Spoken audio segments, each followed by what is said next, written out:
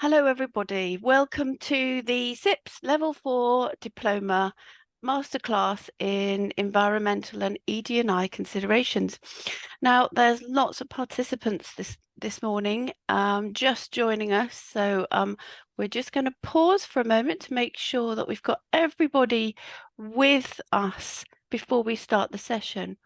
While you're waiting, however, I'm going to ask you one thing, and my colleagues are going to do something too. So the ask of you, my participants, please jump on the chat and introduce yourselves to the rest of your colleagues on this webinar. So tell us where you're from, tell us what you do, tell us the things you're working on at work at the moment. We are so keen to hear what you're doing and how you're spending your days. That would be great. So please introduce yourselves, use the chat for that. If you have a question throughout this session, please post that in the Q&A box, which you'll see on your screen.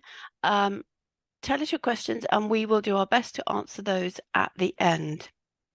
So now to my fantastic colleagues across CIPS. I'm going to ask them to introduce each one of them because they are all so important in supporting students one way or another through their journey at CIPS. So first, I'm going to come to Becky Winrow. Good morning, Becky. Good morning, Fiona. Good morning, everyone. Welcome to the webinar. My name is Becky Winrow. I work in the marketing department for CIPS, and I look after all comms related to yourselves and our exams and our qualifications. So I'm just delighted to be here this morning in support of the webinar. Like Fiona says, please ask your questions in the Q&A.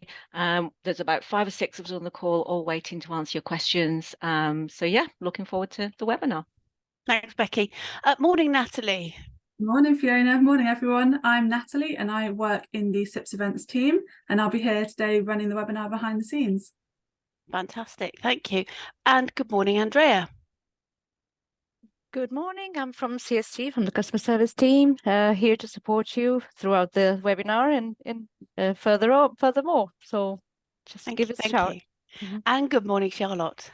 Good morning. So my name's Charlotte. I work in the member services team and I'll be in the background answering any questions and answers that you put into the box today. Fantastic. Thank you, Charlotte. And finally, Adam. Good morning.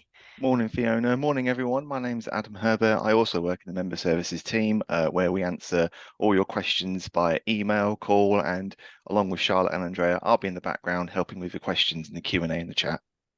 Fantastic. Thank you. Thanks very much, colleagues. I will see you a bit later on in this session. So as you can see, we have a lot of people on the call waiting for your questions. So don't be shy. Put your questions in the Q&A as we go through, and my colleagues will do their best to answer those as we move through. A couple of other housekeeping things for you. This webinar is recorded and will be available on the CIPS YouTube channel within a day or so of this recording. So just so you know, you will be able to see that again and again, should you wish to, after this session. The other question I have to ask you is, we're going to ask a little poll before we start, and that poll relates to who is going to be sitting exams in March. So you'll see a poll on your screens just now. If you could take a minute to answer that, and we've put it up on the screen so that people can see who is facing the kind of deadline of those March exams. And we can see that most people, over 80% of the people on the call at this moment in time are planning to sit exams in March. So you're not alone. Anyone on this call, if you're feeling that you're feeling alone, you're not. There's loads of people on this call, and there are people across the CIPS network who are in the same boat as you. So we're traveling this journey together. Okay, I need to ask you a question at the end as well, and we'll come back to that. So without further ado, what we'll do now is we will get on to thinking about this particular issue, really important issue of ESG, ESG standing for environmental, social and governance. And really that's a catch-all title for us to be thinking about, the practicalities of implementing sustainability. Today, we're going to be looking at environmental and ED&I considerations. Tomorrow afternoon, there is a live session looking at governance considerations. And that brings together then the 4 webinars that really support Level 4 students with the key changes within the Level 4 syllabus. So let's kick off. If I can get those slides. So just to introduce me, I'm Head of Learning and Standard at CIPS. You've seen me on loads of these webinars. That's what I do for CIPS, and it's a pleasure to talk to you today. Okay, so let's just position ESG in before we kind of move off into thinking about the specific issues around kind of ED&I, etc. So positioning ED&I, let's think about it in terms of scope. So I've drawn for you here a kind of little hierarchy of what does ESG include. So you can see that, you know, ESG, environmental, social and governance, we use this shortening term, and really that's we've decided at CIPS to move towards this ESG terminology and away from sustainability. Mostly because sustainability is quite a difficult concept. It's quite woolly, it's not clear, and it's therefore much more difficult to kind of get your arms around and do something about. So this principles of ESG really is designed to make the sustainability agenda implementable, measurable, and kind of much more kind of broken up, so we can do something about it. So to that end, if we think about the kind of environmental agenda, then clearly we're talking about sustainability in the way of thinking about making sure that what we do is ensures that our environment is here for the future. So it's about thinking about that long-term view of our actions. It also considers matters to do with waste management. And then it looks at a couple of very key resources. So the resources of energy and water, and then finally carbon dioxide, which is a gas in the environment, in the atmosphere. But we worry about this because it's a kind of very strong indicator of the health of our environment. So that kind of deals with the environmental agenda. This whole idea of the social agenda, this is a very interesting and growing topic that kind of covers this notion of social value. The notion of thinking about when we do something, to what extent does it have a good impact on people, on their environment, on the way that they live? So it's thinking about how does the work we do improve the value to people in society. Thinking about social impact, health and safety, and ED&I, health and safety and ED&I, equality, diversity, inclusion.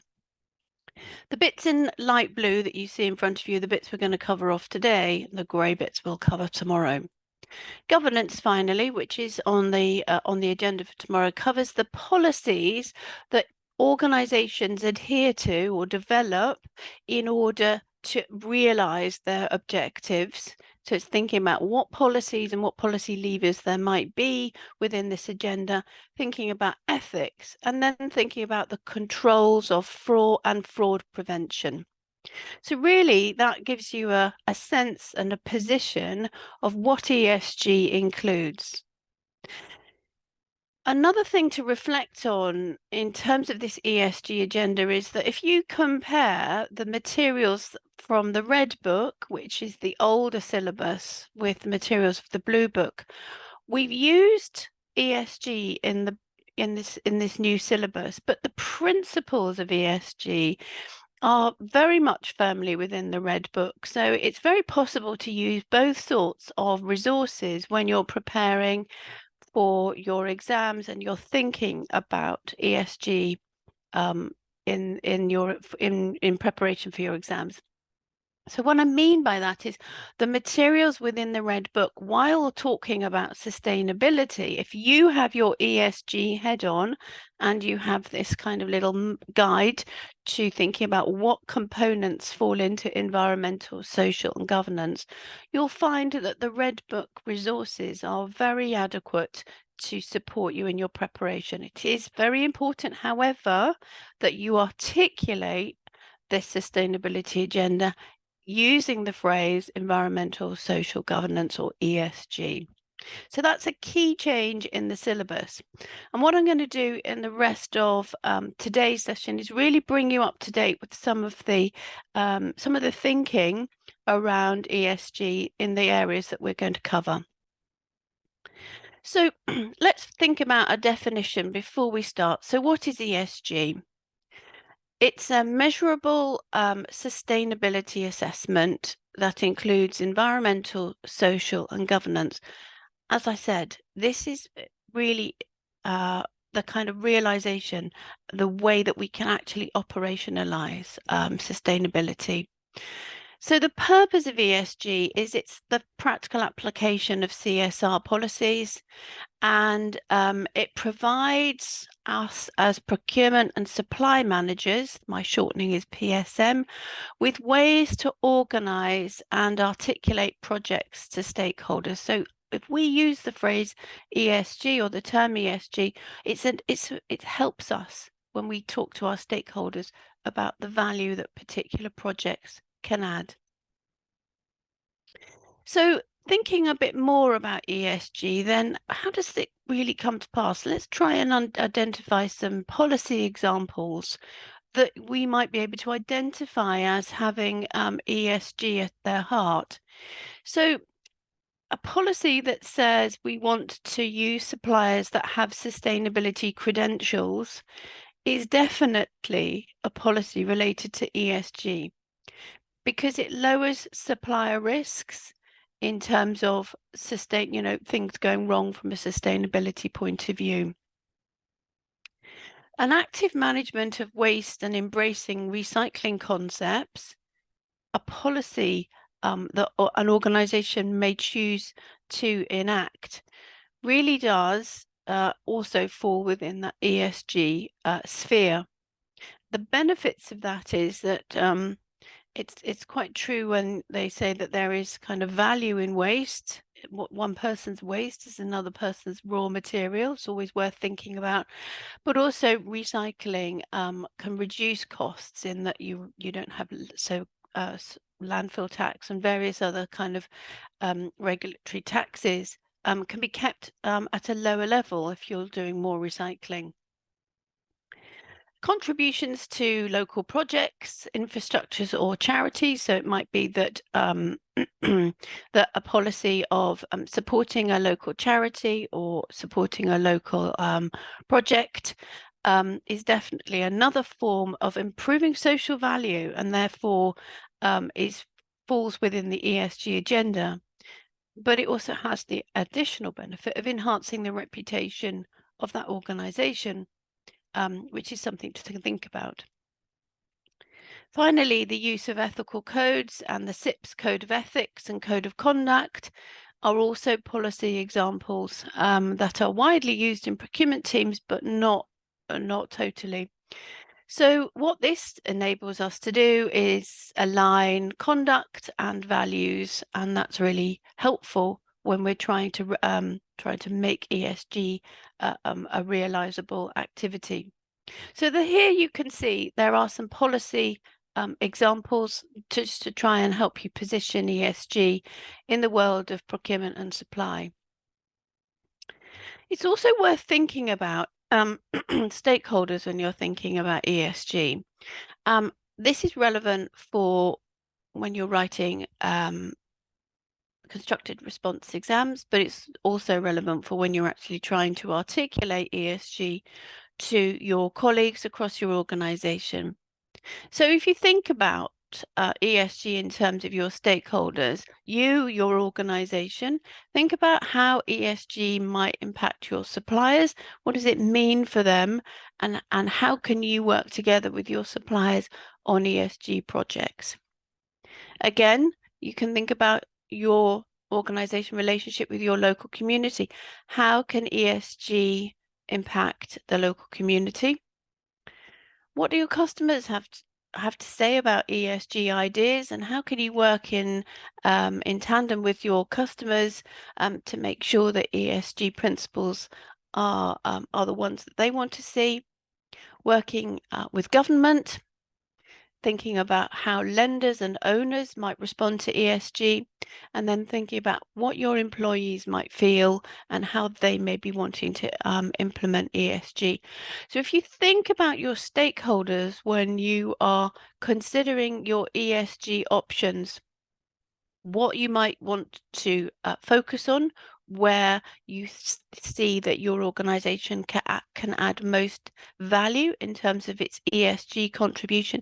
Think about the stakeholders that will be impacted, and think about the stakeholders who are the decision makers or who would be interested in those projects. So where is sustainability in our syllabus? So I've provided this little tick list, and you can see that it's kind of dotted around in L4M1, L4M7 and L4M4, and in L4M8. And we'll just talk about that for a minute. So as I said before, CIPS has been talking about the sustainability agenda for a long time, and therefore it's been part of our syllabus and was very much part of the old level 4 syllabus. So it's no surprise that we've got it in lots of different places. We have each of the environmental, social and governance criteria in each of our books. Remember, you need to think about them as a kind of unit, but where you can break them into its various components. So L4M1 really provides you with that sector knowledge, that kind of understanding of how ESG may play out within different sectors and within different parts of within different kind of categories of spend as well. So thinking and being alive to the sectoral differences of how ESG may manifest itself.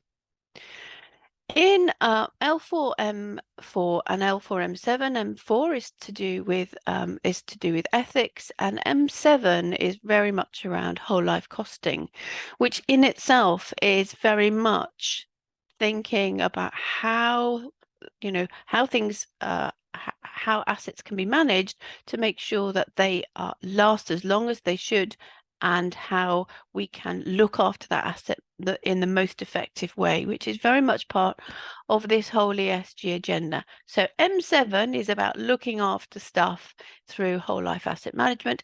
M4 is how we approach things from a kind of an ethical point of view, how we think about selecting suppliers in a way that kind of considers all of these different dimensions of environmental, social and governance. And finally, M8 really asks you to talk about, in a constructed response format, potentially how ESG may play out or how it might be implemented within a particular case study that you're offered.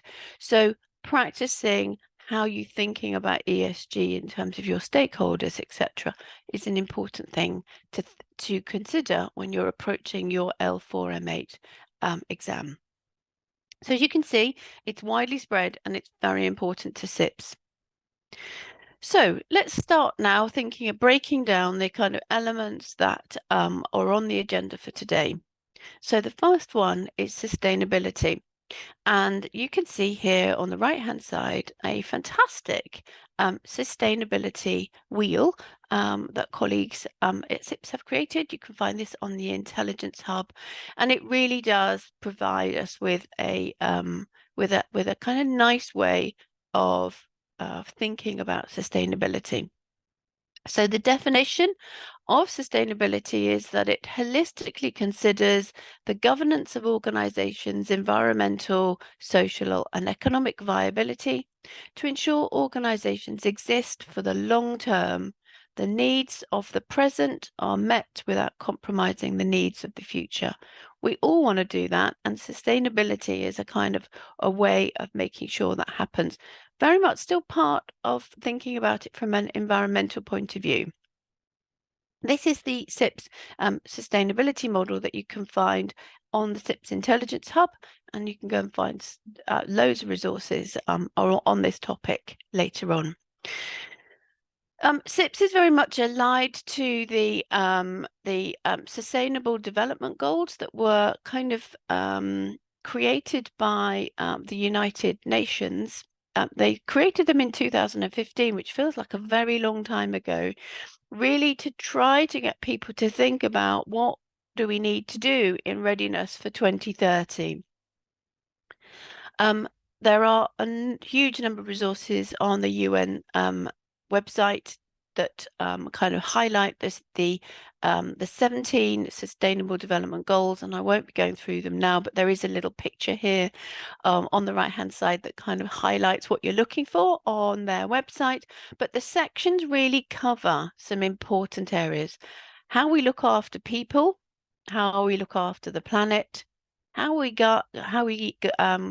become guardians of prosperity, how we achieve these things through partnership, and the importance of peace. So take a look at sustainability development goals. These are very much referenced within the CIPS materials as a kind of catch-all that thinks about the sustainability from that perspective. Next, we need to think about waste management. And as I mentioned earlier, there is a lot of value in waste. So it is worth considering how organizations are managing waste. So the scope of waste management, really, you need to think about sort of one organization's waste is another organization's raw material. So there is a certain amount of creativity necessary when you're thinking about how you can create the raw material of another organization. So it's thinking about what the value is in the waste that you create, minimizing what you can, but then finding creative ways to use that. Think and recognize that all resources have a value. There's a value to everything. It might not be in commercial terms, but there is value in these things. Find collaborators to utilize waste. There have been some amazing creative ideas on how the waste of one product turns into a new product. And we always hear the example of how washing up liquid bottles turn themselves through reprocessing into polar fleece material that it's so widely used today. A great example of how the waste of one process or one requirement then becomes the raw material of a new fabric, which is used so ubiquitously now. So thinking creatively and staying really alive to what are the cool developments that are coming from universities and coming from other organizations. Really staying abreast of that is an important activity that we as procurement professionals should be involved in. Really, as part of this, use employees, great ideas, collaborate with them, help them reduce waste as well. So we, really want to get the bright ideas from everywhere to try to minimize the waste that we have, but also try to find the value in that waste that you can't avoid at the end. So there was also something to think about in terms of this notion of circularity. It's talked quite a lot about in academic literature, and also, but it's quite a simple principle, really. It thinks about this whole idea that everything is a cycle, and that our consumption leads to production, resources lead to waste. And there is this cycle of resources, waste, consumption, production. And actually achieving this circularity through collaboration between buyers and suppliers at that consumption and production end help us to reduce the resources that are required to in the creation of product, and therefore reducing the waste that is created from producing particular products or services. So it's really thinking about the collaboration that we have the opportunity of being part of by working with our suppliers to come up with neat ways to reduce waste, to create this circularity in the activities that we undertake, because in so doing, we reduce the number of resources that are required, which we know as procurement professionals has an impact on our cost base. It reduces the amount of waste that's created, and therefore it reduces the amount of consumption that is also caused. And therefore it's a very sensible concept. However, not easy to implement, and there are some examples of where circularity is starting to really have an impact. But it will be great as our procurement professionals think about these notions and create their own stories in this way. So next, let's think about energy and water. These are key requirements for all of us. We all need light and we all need water. These are finite resources. That means that there are the traditional ways of creating energy, which is burning fossil fuels. Clearly, there is a finite amount of fossil fuel material in the world, and we know that that has CO2 impacts, which we'll come on and talk about shortly. But we know that creating energy from fossil fuels is expensive, and it's costly from the environment point of view as well. We also know that those sources of energy are finite, i.e., once they're gone, they're gone. And that is a serious consideration for us. Likewise, there is a finite amount of water on this planet. It might feel that we've got a bit too much water here, perhaps in the UK at the moment, with the huge amount of rainfall that we've had recently. But the water is finite and therefore very valuable. And it is expensive to look after, and it is important that we do because everybody needs it. So if we accept the notion that energy and water are broadly finite, we therefore need to manage these resources really carefully. One, for sensible sustainability reasons, and two, because it keeps costs lower in all dimensions. So a careful management of resources is important. Why do we worry? Well, we need to understand where water and energy are used. We need to increase the awareness of how energy and water are used. Creating this awareness generally leads to people being able to make improvements. So trying to understand and creating transparency in supply chains creates that awareness. Once you've created the awareness, there's opportunities to improve things, but it is first important to make sure that you can measure these things.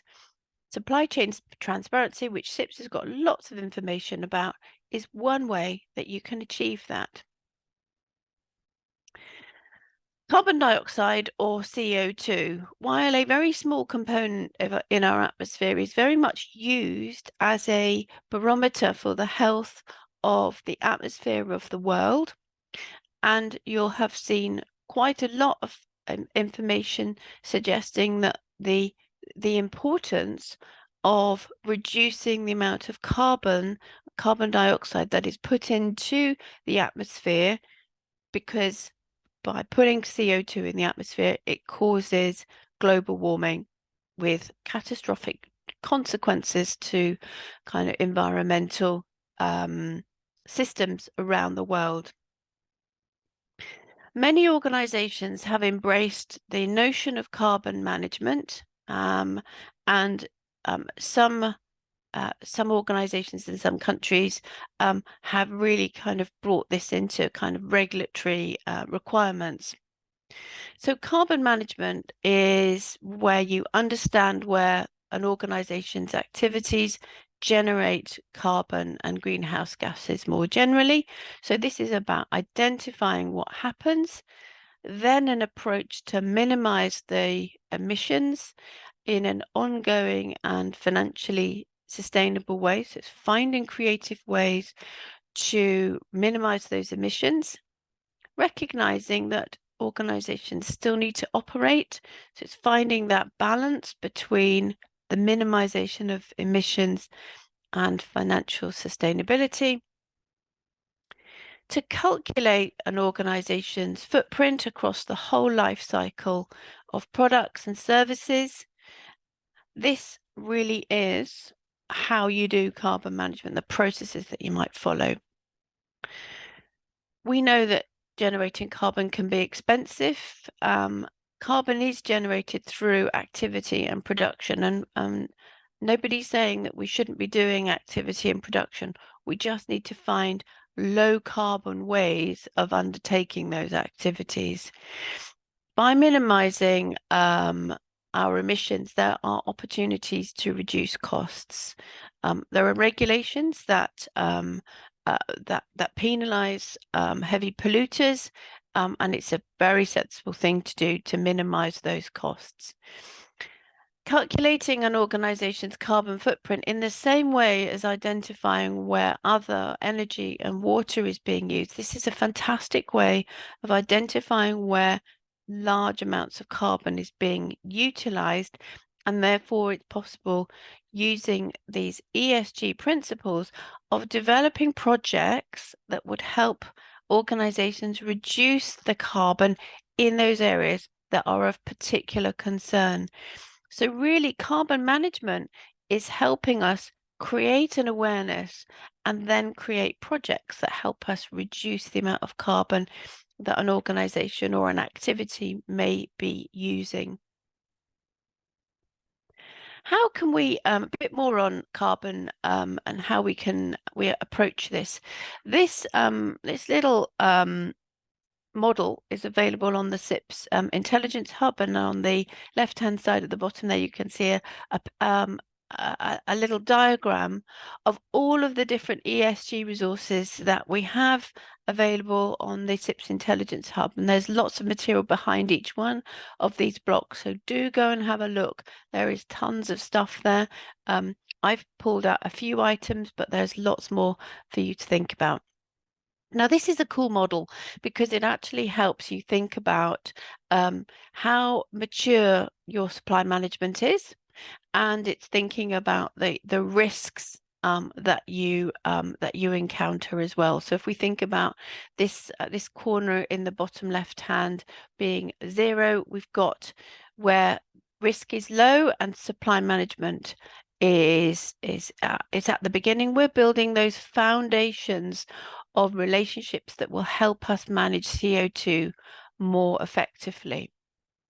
But where the risks, or where the carbon risks are higher, over here in the navy blue quadrant, even where supply management isn't that mature, it's nevertheless important to build relationships and prioritize those areas where carbon emissions and carbon issues are of greatest significance. So it's really important then to prioritize those areas with the greatest carbon output. Moving to where we have a more mature supplier management process, where the risk is low, we target value add. So this is about making sure that we identify, even though low risk suppliers, our activities are targeted, and where we have best practice, we have very extensive and mature supplier management, but we're also recognizing that we have potentially some high risk carbon issues, and this is where your best practice might lie. So what it's saying here is recognize the risks of where your carbon output is significant, and recognize that in relation to how mature your supplier management activities are with those suppliers.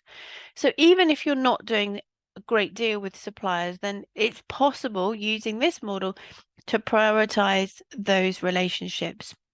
What we need to work to is best practice, where we are managing that risk collaboratively with our suppliers, and while using supplier management techniques that we're very familiar with, to be able to make that happen.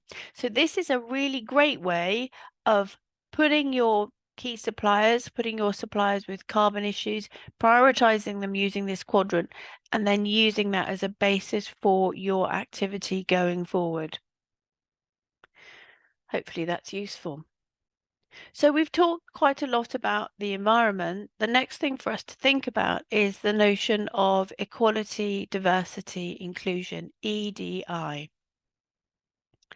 EDI is an approach that seeks to achieve fairness by considering the needs of all parties in order to avoid exclusion. We recognize the talents of everybody. We recognize that everybody has something to contribute. And ED&I is a mechanism by which allows individuals to make those contributions, and it's recognizing those principles. ED&I in the UK has some regulations that sit around it, and in many other countries there are similar regulations. These are just examples. In the UK, we have the Equality Act, which came into force in 2010. We also have some data protection regulations, which came into force around 2018. And really this ensures that data isn't shared about people without their permission. And that's a really key part of ED&I, respecting people as individuals and not sharing their information. The scope of ED&I really is that there should be no discrimination. Treatment should be equal, and decisions should be transparent. And what that means is that those decisions that are made can be scrutinized by other people than the decision makers themselves. So it creates that kind of clarity for individuals.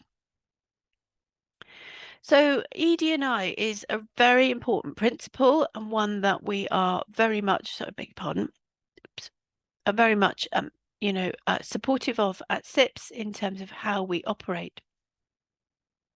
We seek to ensure that there is fair treatment and equality of opportunity for everyone. So that's employees, that's customers, that's suppliers.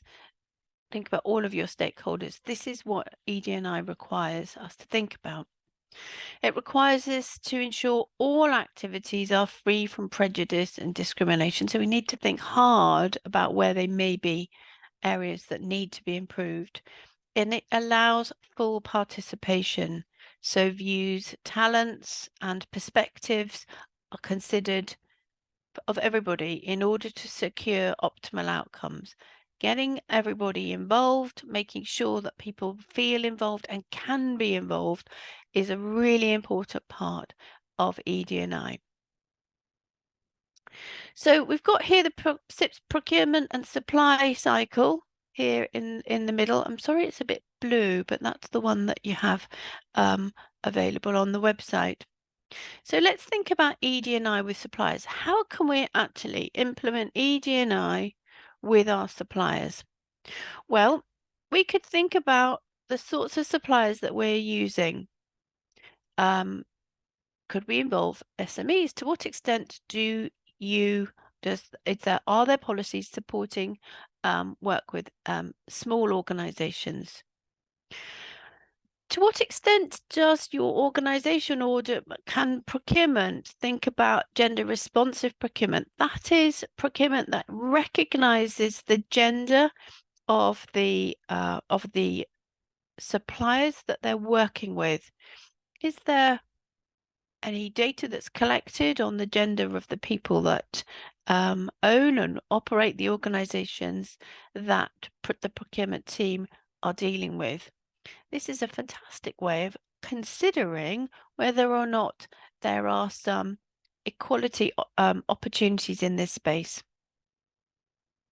Getting leadership buy-in, both from your CPO, and also from the organization and from your owners and other stakeholders, is really important, and is a fantastic way of ensuring ED&I can be incorporated into our work with suppliers. Considering our policies, so thinking about here about the procurement policies that we are guided by, thinking about how do we communicate our requirements to our suppliers? Are they always in written format? Do they have to be in written format? Can they be in a format whereby people who may have difficulty in reading, may need things recorded by voice? Can our documents be articulated in different ways? Equally, traditionally, we've asked our suppliers to provide written documentation to support their bids. Do they really need to be written? Are there other forms that could be used to ensure that a different group or a greater group of suppliers could be included within our sourcing and bid activities? This does come back to thinking about the policies that we use. Because if we say in our policy these things have to be written or produced in document form, then that policy is the thing that has to be implemented, and it's the thing that we as in procurement need to make sure happens. So evaluating our policies with an EDI lens really does give us an opportunity to think about whether or not we can make our processes more accessible to more suppliers. Thinking about the culture and values within our organizations, within our functions, within procurement and supply management, and the culture and values that we as individuals hold, really is something that we need to think about, and we need to think about that in terms of our suppliers as well, their culture and values, the extent to which ED&I manifests itself in their organizations and within their supply chains. So as you can see, there's quite a lot of opportunity for us to do things different with our suppliers to ensure that ED&I is really something that we within procurement and supply make sure happens. Because as I've said already, everybody has talent. It's important to collaborate. We want to make sure that we get the very best for our customers, the very best for our organizations. And this is a means by which we can achieve those goals, making sure that everybody feels included, is included, and there are no barriers to their inclusion. So thinking about this from an organization point of view, how do we make that happen?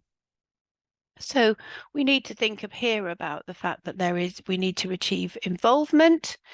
We need to develop people management skills potentially within our teams. We need to ensure that our processes are transparent, and transparency means clarity and transparency of the decisions by other people who are not the decision maker, and making sure that those processes are transparent both in terms of people being able to access them, but the format of those documents as well needs also to be considered.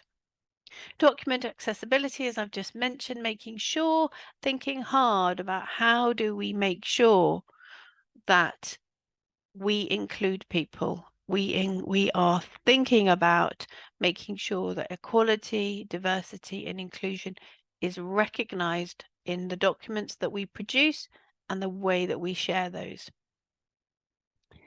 Communication and response formats, recognizing how you communicate. Does it work effectively? Are you including everybody? Who are you not including? How can you make things better? And this is very much something that is an ongoing project for organizations and for individuals and for functions. It's an ongoing commitment to make sure that we recognize the importance of equality, diversity, inclusion within all of the processes and activities that we undertake. But we within procurement and supply, because of our relationship with suppliers and the economy, we have an important role to play within this. So in summary, the scope of ESG, as I have covered off, really today we've looked at ESG generally, thinking about environmental, social and governance. We have spent a bit of time thinking about sustainability and its relationship to ESG. We've thought about how we can manage waste and how some creativity in waste management can really support that goal. We've thought about energy and water and their finite nature, and therefore the importance of being mindful and thoughtful about managing those finite resources. We've thought about CO2 and how organizations can really make a difference in that space, and the fundamental importance of ED and I. As I mentioned at the top of this webinar, all of this material was really bucketed under the term sustainability in the old syllabus. But we really wanted to make sure that our learners at level 4 had an insight into how you can actually make this stuff happen, and using the shortening ESG really does give that practical impetus to a very important agenda for us within procurement and supply, hence the change. So to reiterate, really make sure that you've got an understanding of what ESG means, why it's important, and the kind of components that sit within environmental, social and governance. And then think about your ESG issues from various different perspectives. Think about the stakeholder perspective, think about ED&I, think about how you are approaching particular projects, and think creatively. So moving on to exam questions. So as I mentioned earlier on, ESG will feature somewhere around on both OR and CR question paper formats.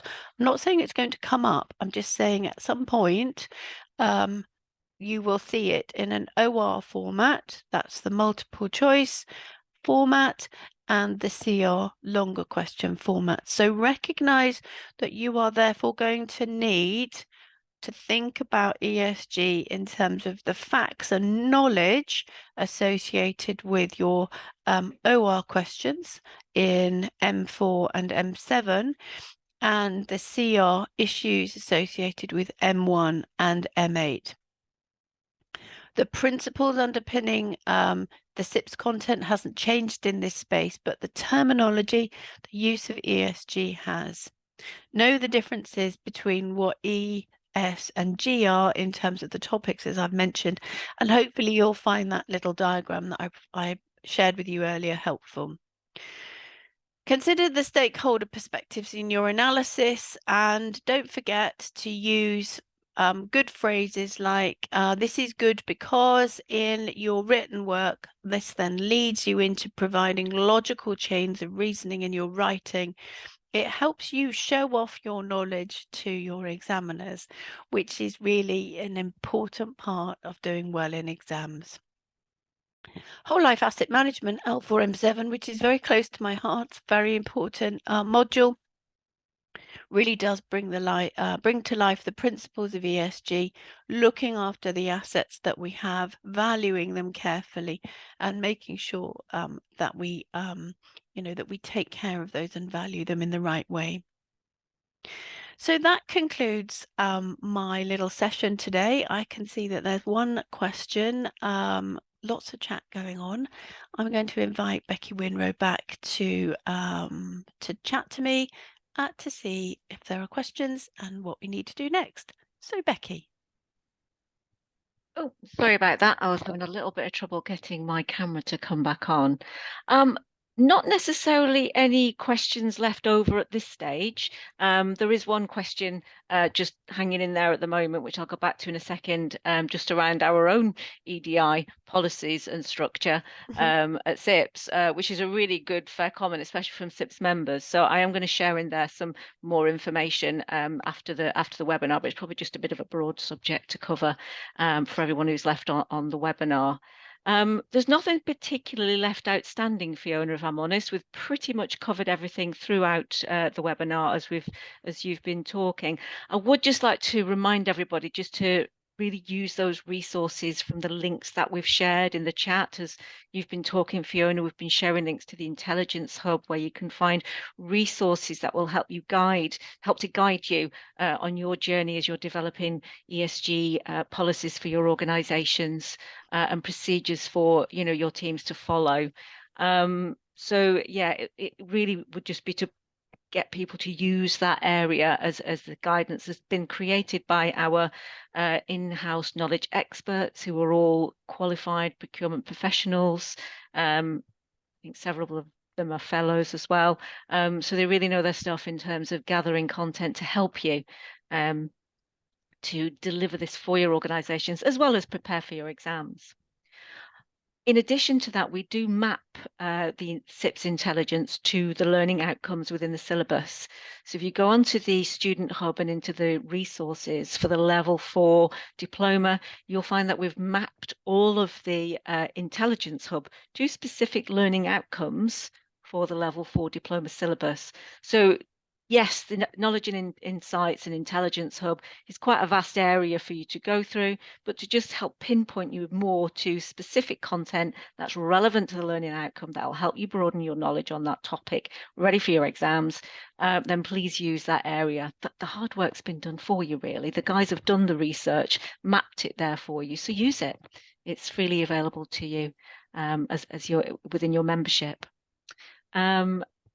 One last thing, exams for exam entry for March exams opens next Tuesday.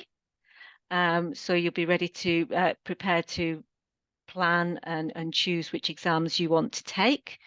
In addition, we are doing a special offer for anybody who wants to purchase an ebook for their exam. We're doing a 20% discount off an ebook with your exam, but you must buy it in the same online transaction as your exam. So pick your exam, pick your ebook, and you'll get a 20% discount off that ebook as you put the exam into your shopping basket.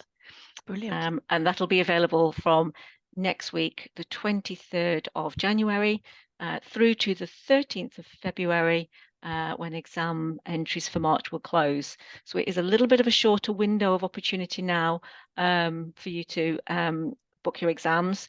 So just make sure you're aware of that, and you do get your exams booked in time. We don't want anybody to miss out because they've missed a deadline. Brilliant. Thank you, Becky. So just to reiterate, there are loads of resources in CIPS, but there are resources elsewhere as well. So, go and have a look at the UN and various other sites as well. But to assure you, CIPS has been talking about sustainability for an awfully long time. So we do have a lot of material in this space, and we are very committed to it. We used to call it sustainability. Now we call it ESG, but it really does seek to achieve the same goals. So it just leaves me to do two further jobs. Remind you that tomorrow we have a follow-up and final webinar masterclass. This is masterclass number 4, which looks at governance of ESG. So that's due tomorrow afternoon. So join us if you have a free hour. It would be great to have you on that call. That's just then what that will then achieve is that we will have all of the kind of key materials that have changed in the new CIPS level 4 syllabus. We will have a recording for you for each one of those. So if you'd like to join us live, that will be great. Otherwise, that will be available on the CIPS YouTube channel in a day or so. The next thing to think about is a question for you. You've all been working really hard. So here is a question. Natalie's going to put a poll up for you. You can see it in front of you. How well prepared do you feel for your exams, considering the recent syllabus changes? So hopefully you're feeling quite well prepared now. We've gone through the changes. It might well be that you're feeling that you're needing to do some revision, and that's absolutely to be expected. But let us know how well prepared you feel. One of the things that I'm just going to give you a little heads up for tomorrow's webinar. Tomorrow, I want to ask you what other topics you would like for us to cover on these masterclass series. The thing is, you have to come to the webinar tomorrow to be able to put your to contribute to that. So join us tomorrow. After that, we might well be opening up a questionnaire, but meanwhile, get your thinking cap on what you what other topics you might need. So it'd be lovely to have you on the call tomorrow, and you can tell me what you'd like to for us to cover next. So just to reiterate and finally wrap up, sustainability now articulated in the form of ESG is throughout the CIPS syllabus in L4M1, L4M4, L4M7 and L4M8. So it is in half of our syllabus. Articulating it in the form of ESG is a practical way of us being able to make that difference, create projects that help us reduce our carbon footprint, reduce the amount of waste we're creating, making sure that people feel included, suppliers feel included, and that we operate the best processes that we can. You will be asked questions in CR and OR format, so practice both formats depending on the exams that you'll be booking. And please use the CIPS Intelligence Hub to guide your learning. There's masses of materials to help you. Thank you very much for your attendance today. It's been great to have you on the call. Thank you so much to the team in the background. I look forward to seeing you tomorrow. Have a great day. Bye-bye. Great day, everyone. Thank you. Bye-bye.